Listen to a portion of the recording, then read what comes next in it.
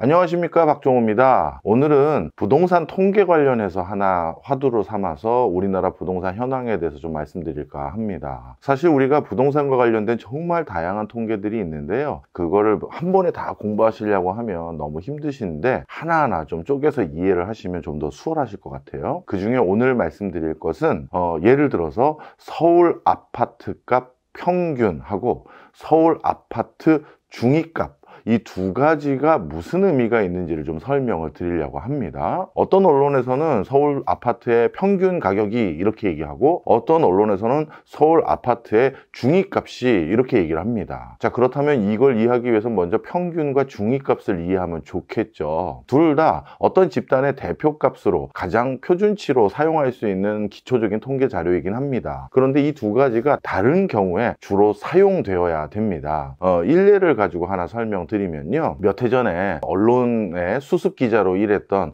제 수업을 들었던 제자 아닌 제자가 한번 이런 에피소드가 있었습니다. 그 친구가 이제 대학원 시절 마무리하면서 그냥 수습 기자를 하고 있었던 상황이라서 본인이 아직까지 무슨 특종을 취재한다든가 이런 건 쉽지 않겠죠. 그래서 이런저런 웹서핑 하다가 국회 쪽 사이트를 들어갔다가 대한민국 국회의원들 그 당시에 평균 재산에 대해서 이렇게 공개가 나왔다라는 걸 봤어요. 그래서 이거 가지고 기사 쓰면 되겠다 싶어서 거기에 있는 엑셀 시트를 다운받아서 그걸 가지고 아마 쭉 긁었나 봐요. 그리고 엑셀 위에 있는 평균 값을 딱 눌렀겠죠. 그랬더니만 뉴스거리가 하나 딱 나온 겁니다. 뭐냐 하면 평균치가 몇백억으로 나온 거예요. 아싸, 이거 기사로 뽑으면 되겠다. 그래서 대한민국에서 국회의원 되려면 몇백억 있어야 하나, 이런 제목으로 기사 써서 이제 데스크에 가지고 간 것 같습니다. 그런데 데스크에 계신 분이 그래도 통계 공부를 꽤 많이 하신 분인지 버럭 화를 내시면서 이런 식으로 기사 썼다가 나중에 망신당하면 어떡하려고 하냐, 꾸지람을 크게 했다고 하더라고요. 자, 여기에서 어떤 에피소드와 통계적 시사점이 숨어 있냐 하면요, 그 친구가 그 당시 국회의원들의 평균값을 전부 도출해서 평균 재산을 딱 계산했더니 몇백억이 나온 이유가 있습니다. 그 당시 국회의원 중에 누가 포함되어 있었냐 하면 정몽준 현대중공업 회장이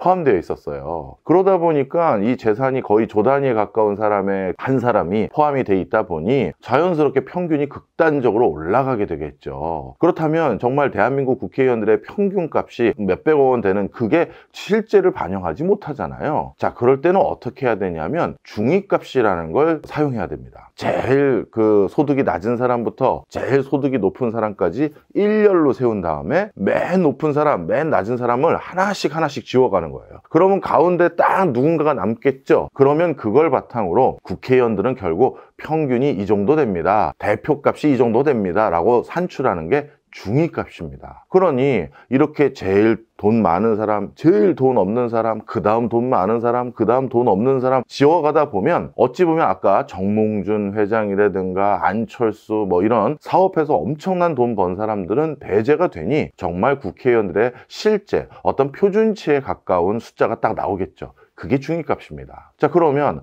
아파트나 주택에 있어서 그런 평균값과 중위값은 어떤 의미가 있나요, 교수님? 실제 뉴욕 맨하튼을 한번 말씀드려 보도록 하겠습니다. 맨하튼의 주택이라고 하겠습니다. 거긴 아파트라고만 다 통칭할 수는 없으니까요. 맨하튼의 주택 평균 가격은 200만 불이 넘습니다. 평균 가격은요. 근데 중위값은 얼마가 되느냐? 60만 불 수준이에요. 그 얘기 무슨 얘기다? 자, 평균이 이렇게 확 높아진 게 아까 국회의원 평균 재산도 뭐 때문이었죠? 극단적으로 비싼 것들이 있기 때문에 값을 올린다고 말씀드렸죠. 맨하탄에서도 마찬가지입니다. 엄청난 초고가 아파트들, 주택들 이런 게 근처에 있기 때문에 그게 이렇게 평균치를 극단적으로 올린 것이고요. 의외로 중위값은 60만 불이니까 이 정도면 이거밖에 안 된다고 뉴욕에서, 이런 생각이 들 정도의 주택 가격이 나오는 겁니다.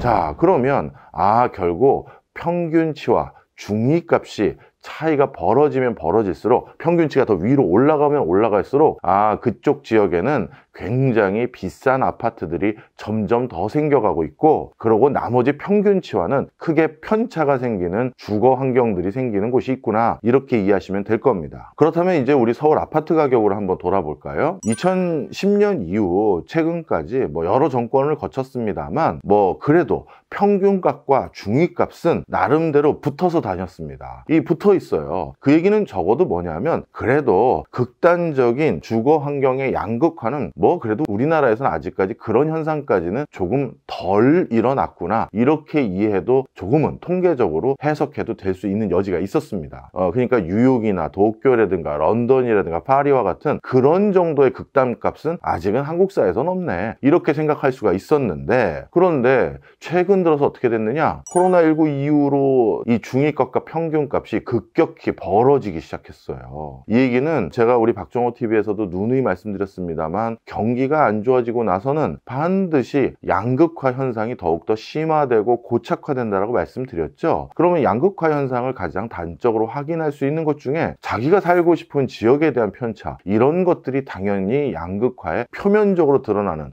외관적으로 드러나는 현상입니다. 그런데 우리나라에서도 이제 평균값과 중위값이 차이가 벌어지기 시작했고, 중위값의 흐름과 달리 평균값이 급격히 올라가고 있다는 거죠. 그 얘기는 일부 지역에서 일부 주거 환경이 상당히 프리미엄 주택 또는 명품 주택으로 지어지면서 편차가 벌어지기 시작했다, 이렇게 보시면 되겠습니다. 그래서 주거 환경에 대해서 우리가 집을 단순히 많이 지어주는 것도 중요합니다. 하지만 내가 어느 지역에 산다라는 것 자체가 일종의 브랜드라든가 낙인 효과가 돼버린다든지, 아니면 주거 지명, 유엔빌리지에 산다든가 아니면 어디 산다든가, 이런 것들이 지금도 몇 개 지역에선 그렇게 거기서 사세요? 이런 동네가 있는 건 분명한 사실이지만, 해외 우리 서울과 유사한 메트로폴리탄 지경까지는 안 갔었는데 점점 이게 벌어지는 형국이 된 것 같습니다. 자, 그래서 오늘은 간단한 부동산 통계 어떻게 해석하는지와, 그리고 그것을 바탕으로 한국의 부동산 흐름에 대해서 한번 진단해 봤습니다. 저는 다음 시간에 또 다른 주제 가지고 찾아뵙겠습니다. 고맙습니다.